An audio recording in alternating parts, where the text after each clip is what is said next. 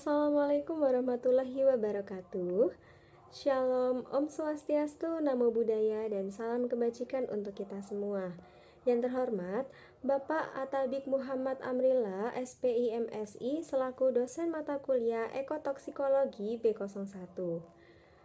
Pada hari ini, saya, Novita Kusumastuti Hardianto, dengan NIM 2050805011110005 dari Budidaya Perairan Angkatan 2020, akan mereview jurnal dengan judul Ciliates as Model Organism for the Ecotoxicological Risk Assessment of Heavy Metal, a Metal Analysis. Untuk jurnal ini membahas mengenai pengujian dan manajemen resiko dari ekotoksikologi. Sebelum membahas mengenai review jurnal kita pada hari ini, perlunya kita mengetahui apa sih penilaian risiko ekotoksikologi itu. Jadi, penilaian risiko ekotoksikologi ini adalah suatu langkah analisis risiko suatu toksikan di lingkungan dengan suatu epidemiologi yang dilakukan secara kualitatif. Tetapi, untuk menilai atau menganalisis suatu risiko juga menggunakan data-data kuantitatif. Nah, manajemen risiko sendiri ini dibagi menjadi 4. Yang pertama yaitu identifikasi hazard, yang kedua yaitu respon dosis, yang ketiga yaitu penilaian paparan toksikan, dan yang terakhir adalah karakterisasi risiko. Sebelum melakukan suatu analisis manajemen risiko, kita perlu memahami adanya sifat-sifat dari bahan kimia itu sendiri. Jadi, sifat-sifat dari bahan kimia ini dibagi menjadi 3, yaitu ada zat karsinogen seperti benzena, kemudian ada zat non-karsinogen seperti H2S dan CO, kemudian yang terakhir ada zat karsinogen non-karsinogen seperti benzoapirin. Baik, memasuki review jurnal kita pada hari ini, suatu toksikan di perairan ini atau kontaminasi suatu logam berat di perairan itu dipengaruhi oleh kondisi lingkungan dan juga sifat-sifatnya. Dan beberapa organisme di perairan ini juga tidak hanya menolak suatu logam berat ataupun suatu toksikan, tetapi juga membutuhkan toksikan itu sendiri dalam jumlah tertentu. Nah, misalnya untuk logam esensial seperti seng atau kadmium itu sangat dibutuhkan oleh organisme sebagai pembentuk pertumbuhan dari organisme hidup. Tapi dosis seng dan kadmium yang terlalu besar dapat justru malah menghambat pertumbuhan dan mengurangi tingkat endositosis dan penyerapan makanan, serta akan mengurangi konsentrasi pada membran sel dan menyebabkan gangguan lisis pada sel dari organisme hidup itu sendiri. Kemudian logam berat seperti timbal dan merkuri di perairan dapat menyebabkan konfigurasi sel nukleat dan protein, kemudian mengganggu keseimbangan osmotik sel dari organisme. Untuk penilaian dari resiko ekotoksikologi dari jurnal yang kita review hari ini melibatkan konsentrasi dari ambang batas atau toleransi spesies uji. Nah, untuk spesies uji yang digunakan pada jurnal kali ini yaitu Ciliata, dan selain berdasarkan data toksisitas dari spesies uji atau data toleransi dari Ciliata sendiri, kita juga menggunakan penerapan faktor penilaian. Nah, di sini tidak hanya menggunakan spesies uji seperti Ciliata, tapi juga menggunakan spesies pembanding dari spesies uji sendiri. Jadi untuk spesies pembandingnya bisa menggunakan ganggang, mikrokrustasea, dan juga ikan. Sedangkan untuk faktor penilaian dari spesies produsen utama ini menggunakan invertebrata dan juga ikan. Kemudian alasan dibalik mengapa pada review jurnal hari ini menggunakan spesies uji Ciliata Yang pertama yaitu Ciliata ini dianggap sebagai komponen penting dari suatu organisme atau ekosistem perairan. Karena secara signifikan Ciliata ini mampu berkontribusi terhadap dekomposisi bahan organik dan transfer energi ke tingkat trofik yang lebih tinggi.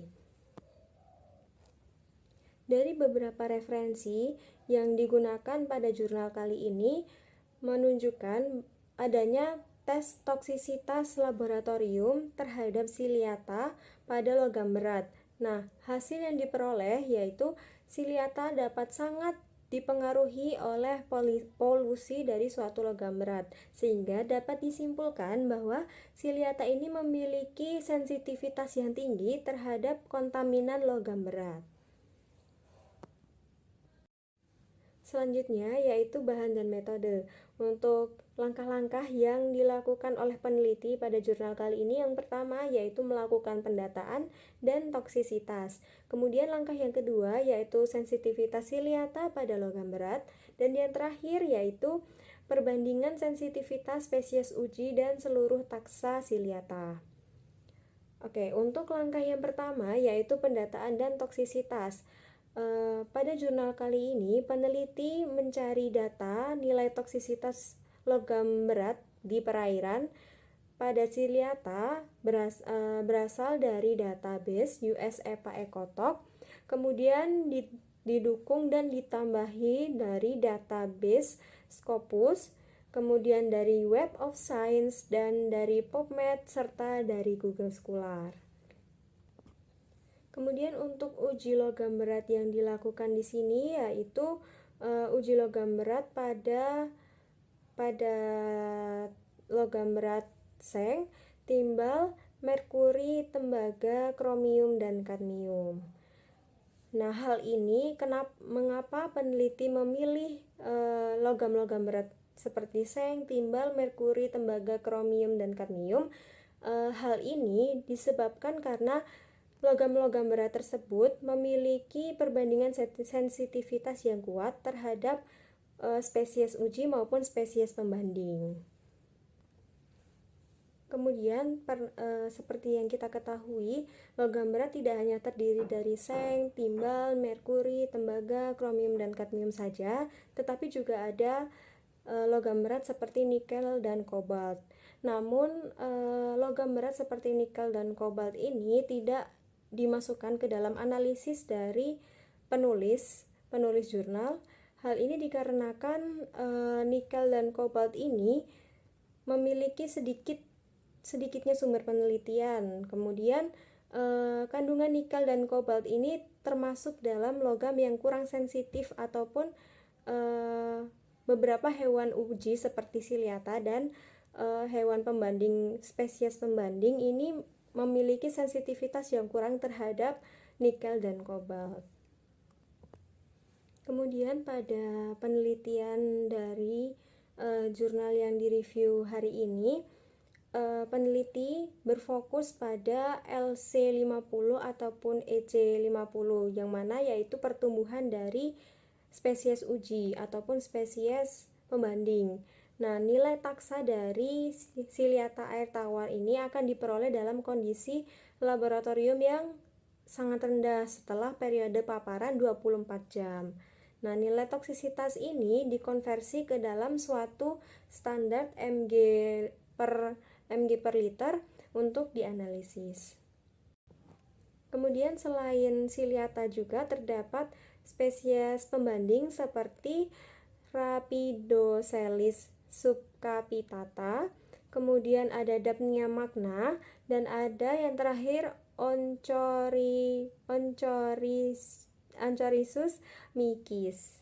Nah, masing-masing pada setiap spesies pembanding seperti Rapidoselis subcapitata dengan EC50 72 jam hingga 96 jam dengan penghambatan pertumbuhan. Kemudian pada Daphnia magna EC50 selama 48 jam dengan mobilitas, dan yang terakhir ada Ocorhynchus micis dengan LC50 selama 96 jam yang mengakibatkan kematian. Selanjutnya, langkah yang kedua adalah sensitivitas siliata pada logam berat. Untuk membandingkan suatu sensitivitas relatif dari siliata pada berbagai logam berat yang diuji, peneliti menghitung skor Z atau skor Z ini adalah pendekatan meta-analitik yang digunakan untuk menilai perbandingan ukuran efek dalam studi ekologi dan toksikologi. Jadi untuk perhitungan Z ini dilakukan dengan rumus X yang mana X ini adalah data konsentrasi mematikan mentah yang dikurangi dengan rata-rata keseluruhan dari semua data logam berat, kemudian dibagi dengan standar deviasi. Dan yang terakhir yaitu perbandingan sensitivitas spesies uji dan seluruh taksa siliata. Nah, untuk perbandingan ini dilakukan dengan pendekatan relatif tolerance atau TREL. Nah, nilai TREL ini dihitung dengan menyelami nilai toksisitas spesies siliata dengan nilai toksisitas spesies pembanding menggunakan aplikasi Microsoft Excel. Jadi, TREL ini menunjukkan toleransi yang sama dengan spesies pembanding. Nilai TREL yang lebih rendah dari 1 menunjukkan bahwa spesies siliata ini lebih sensitif daripada spesies pembanding, sedangkan nilai TREL yang lebih besar daripada 1 menunjukkan bahwa spesies siliata ini lebih toleran lagi terhadap logam berat dibandingkan spesies pembanding. Selanjutnya yaitu hasil dari penelitian yang dilakukan oleh peneliti pada jurnal kali ini. Yang pertama, didapatkan hasil bahwa tingkat sensitivitas siliata terhadap merkuri lebih besar dibandingkan dengan tingkat sensitivitas siliata terhadap kadmium. Kemudian lebih besar lagi dibandingkan dengan tingkat sensitivitas siliata terhadap tembaga, dan dibandingkan lagi dengan seng, maka didapatkan hasil bahwa tingkat sensitivitas siliata lebih besar pada seng. Kemudian dibandingkan lagi dengan tingkat sensitivitas siliata terhadap timbal, maka hasilnya lebih besar dibandingkan seng.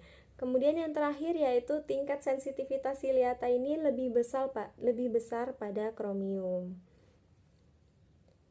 Kemudian untuk hasil yang kedua, pada spesies pembanding yaitu Rhepidoscelis subcapitata, didapatkan hasil bahwa spesies ini dinilai lebih sensitif daripada mayoritas spesies siliata lainnya, terutama pada kontaminan logam seng dan logam kadmium. Kemudian yang terakhir yaitu spesies Dapnia magna ini lebih jauh sensitif terhadap kadmium dan tembaga, merkuri, serta kromium dibandingkan dengan spesies siliata maupun spesies pembanding lainnya. Jadi perlu diketahui bahwa perbandingan sensitivitas antara siliata dengan spesies uji seperti R. subcapitata, Dapnia magna, dan juga O. micis menunjukkan bahwa siliata ini dinilai terlalu toleran terhadap logam-logam berat yang diuji dibandingkan dengan spesies pembanding maksud saya. Nah, kemudian dapat disimpulkan bahwa nilai ambang logam berat saat ini yang ada di perairan dan penilaian resiko prospektif yang umum meskipun mengabaikan beberapa faktor dari pertumbuhan maupun beberapa faktor dari reaksi mikroorganisme, ini prinsipnya dapat membahayakan ekosistem. Kemudian kondisi suatu lingkungan yang terpapar oleh logam berat dapat dilihat dari adanya siliata yang hidup di perairan tersebut, karena siliata ini memiliki habitat yang berbeda dan dipengaruhi oleh adaptasi mereka terhadap kondisi fisik dan kimia. Jadi mereka ini dapat membentuk kista yang resisten dalam kondisi yang tidak menguntungkan sekalipun. Jadi walaupun di dalam perairan ini terdapat banyak sekali logam berat, Siliata akan membentuk suatu kista yang nantinya akan disebarkan dan diangkut oleh air, angin, dan juga serangga ataupun hewan-hewan lain yang ada di perairan atau lingkungan hidup siliata tersebut. Kemudian siliata ini juga memiliki kemampuan signifikan dalam hidup. Jadi kemampuan signifikan dalam bertahan hidup maksud saya. Dari kondisi lingkungan yang sangat amat merugikan ataupun yang dinilai memiliki toksikan atau limbah yang sangat banyak. Seperti itu.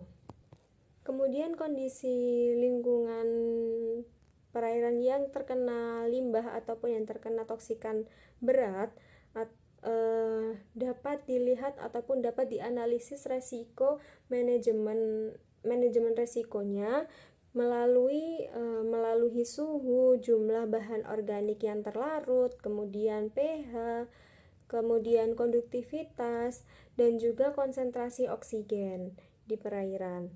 Nah, hal ini nantinya dapat dikategorikan berdasarkan tingkatan manajemen resiko yang ada di perairan tersebut. Nah, berikut ini adalah data grafis dari penilaian atau uji toksisitas dari spesies uji yaitu Siliata dan beberapa spesies pembanding seperti Aeron subcapitata, Dapnia magna, dan juga Omykis. Dapat dilihat di tabel bahwa merkuri dan kadmium ini dinilai sebagai logam berat yang paling beracun di antara logam berat uji yang lain. Nah, hal ini ditunjukkan dengan nilai interval kepercayaan dari merkuri dan kadmium paling kecil. Kemudian ada perbandingan sensitivitas Siliata dengan spesies pembanding seperti R. subcapitata, Dapnia magna, dan juga Omykis. Ini menunjukkan bahwa spesies uji yaitu Siliata dinilai terlalu toleran daripada spesies uji standar yang biasa digunakan dalam penilaian ekotoksikologi. Nah, seperti yang kita ketahui bahwa merkuri ini adalah suatu logam berat atau suatu unsur yang sangat beracun di lingkungan dan memiliki potensi besar untuk diangkut oleh organisme melalui rantai trofik. Jadi penyerapan merkuri oleh Siliata atau oleh hewan uji ini terletak di bagian bawah rantai makanan perairan.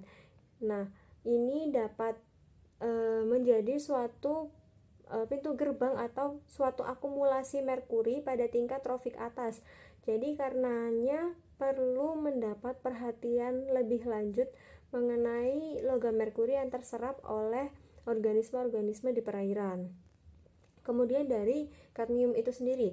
Jadi kadmium ini umumnya ditemukan di organisme perairan.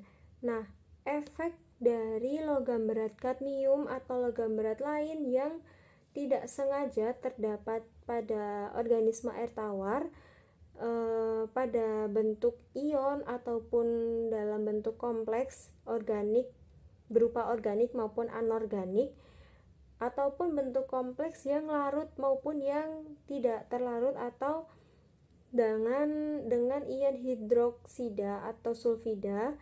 Nah, bentuk akumulasi dari kadmium ini dipengaruhi oleh kondisi lingkungan seperti pH, alkalinitas, kekerasan atau kesadahan, dan kandungan karbon organik. Untuk efek dari kadmium ini dapat menyebabkan degenerasi mitokondria dan disintegrasi krista pada Siliata.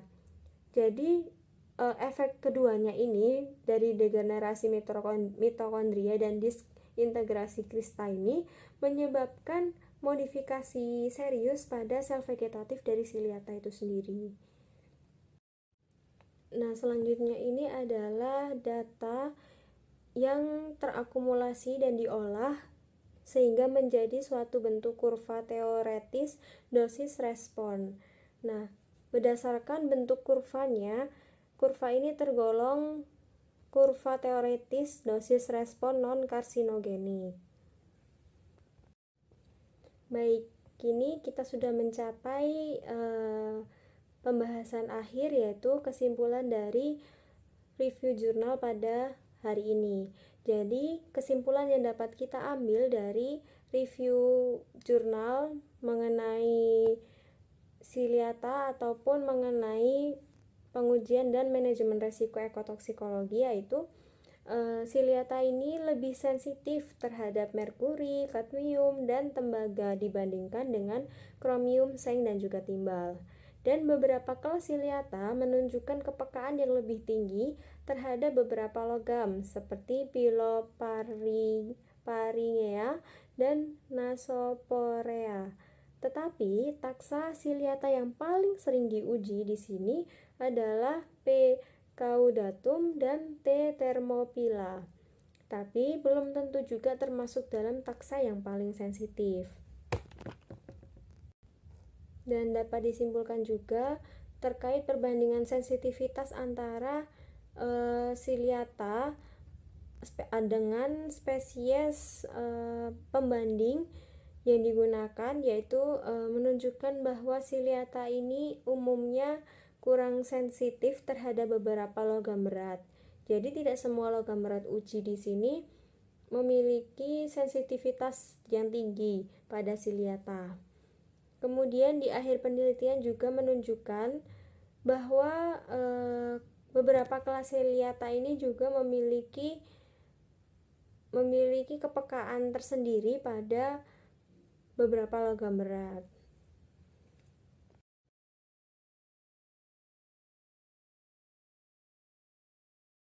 Selanjutnya, di sini kita akan membahas mengenai keunggulan dan kekurangan dari jurnal yang kita review pada hari ini dengan judul Ciliates as Model Organism for the Ecotoxicological Risk Assessment of Heavy Metal, a Metal Analysis. Jadi untuk keunggulan dari jurnal ini yang pertama yaitu jurnal ini membahas mengenai uji toksikan pada Siliata dengan membandingkan hewan uji lainnya seperti Dapnia magna, Omykis, dan lain sebagainya. Kemudian yang kedua, pada jurnal ini memberikan penjelasan mengenai website yang dapat kita gunakan untuk memperoleh data-data toksisitas ataupun data-data hewan toksikan yang ada di perairan, seperti website database US EPA Ecotok, kemudian database Scopus, website of Science, PubMed, dan juga Google Scholar. Kemudian yang terakhir yaitu uji toksikan dan manajemen resiko ekotoksikologi pada logam berat. Ini dijelaskan secara detail dan disertai dengan data-data. Kemudian ada kekurangan dari jurnal ini. Yang pertama, jurnal ini tidak menjelaskan secara detail mengenai perhitungan maupun rumus-rumus untuk melakukan uji toksikan dan manajemen resiko. Kemudian pada jurnal ini juga kurang menjelaskan mengenai karakterisasi resiko. Sekian penjelasan dari saya mengenai review jurnal dari Ciliates as Model Organism for the Ecotoxicological Risk Assessment of Heavy Metals, a Metal Analysis. Semoga penjelasan saya hari ini dapat bermanfaat. Dan juga mohon maaf apabila adanya salah kata yang baik saya sengaja maupun yang tidak saya sengaja. Sekian dari saya. Wassalamualaikum warahmatullahi wabarakatuh.